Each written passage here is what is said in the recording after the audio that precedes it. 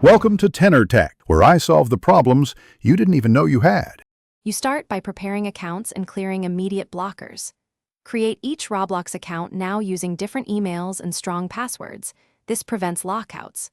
Once done, enable two-factor authentication on every account and record recovery details in a secure manager because you want independent access.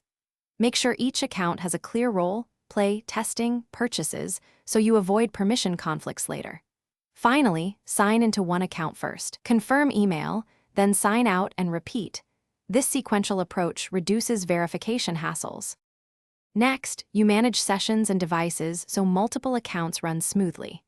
Open separate browser profiles or use incognito windows to isolate cookies.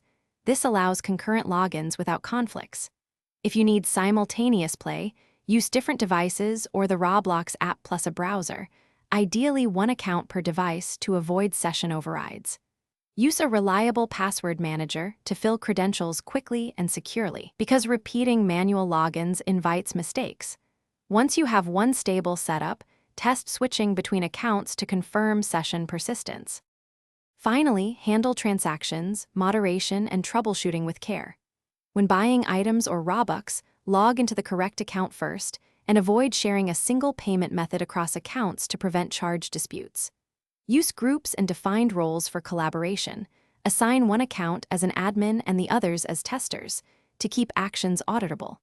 If you get locked out, pause and verify email and two-factor devices, then try password recovery. If problems persist, contact Roblox support with account details. Be ready to show proof of ownership. Thanks for watching. Subscribe to keep your life in tune.